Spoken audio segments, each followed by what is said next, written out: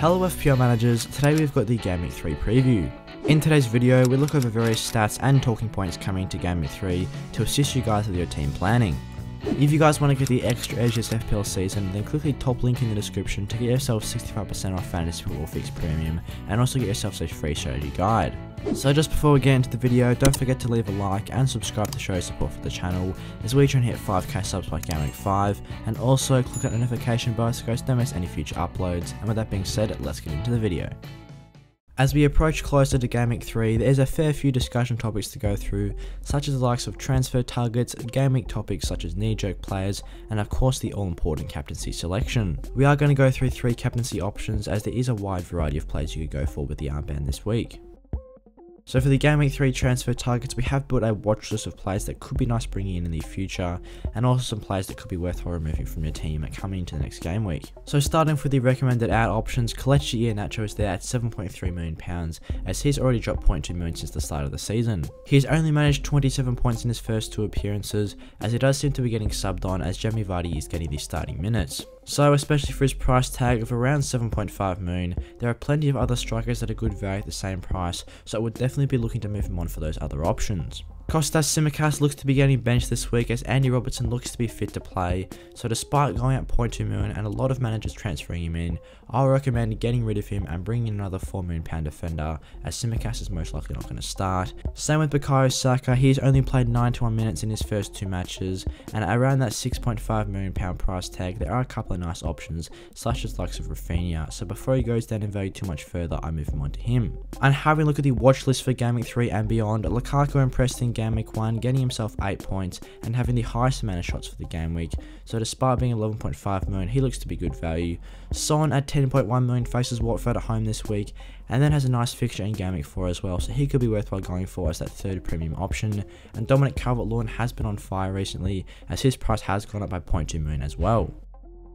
So for any game week, especially early on in this season, there is plenty of knee-jerk reactions from many FPL managers. Having a look at the top transfers in, aside Benrahma looks to be a great transfer in, as he recorded 12 points in Game Week 2, getting himself his 2nd goal and 2nd assist of this season. Mikel Antonio also impressed for West Ham in this 2nd consecutive week, as he is built on his 13 points in Game Week 1 with 16 points in Game Week 2. He got himself 2 goals and an assist in his most recent match, and he looks to be combining expertly with Said Benrahma. Lukaku has only played 1 game in the Prem, but has already impressed, recording 8 points in his first match, recording 8 shots, 7 of which on target. Having a look at the transfers out, Ivan Toney is the top transferred out player this week, but he only registered 2 points in Game Week 2, but still could be a nice option for the upcoming matches. His next 3 fixtures are looking fairly decent, and he did take 5 shots in his most recent match, so it's probably only a limited time before he scores. Ben White recorded 0 points in Game Week 2 as he has a slight injury, and Arsenal's defence does look a bit shaky, but they do have a good fixture turn, so if he does come back from injury then he could be a good option,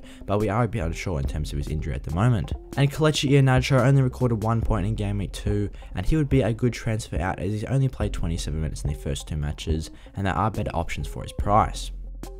And to cap off the Game Week preview, let's have a look at the Game Week 3 captaincy picks. The first option on the list is Mikel Antonio, who's coming in at £7.8 million and looks to be a great forward option to start the season. He has already recorded 29 points in his first 2 matches and is the top scoring player in FPL at the moment. His price has already gone up £0.3 million at the start of the year, as he already has a 39.3% ownership. So with Crystal Palace at home in Game Week 3, he looks to be a great differential choice, but I do think he will be getting captained by a lot of the top managers in the game. Crystal Palace are looking a bit shaky at the moment, and West Ham have already scored 8 goals in their first 2 matches, so I am betting on Antonio to get himself another goal in the next match. Moving on, Bruno Fernandes faces Wolves away this week, which is a slightly tricky fixture, but he does have a great away record. He's coming in at £12.1 million and is the top owned player in the game with a 57.7% ownership, and it is clear to see why, as this season he has already recorded 21 points.